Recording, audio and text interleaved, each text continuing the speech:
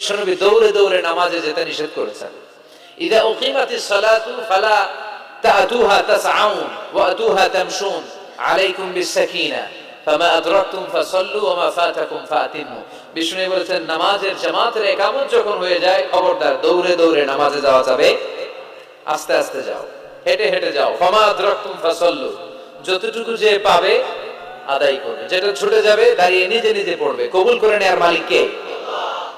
নামাজের জামাত দেখে দৌড় দিবেন, কিভাবে যাবেন?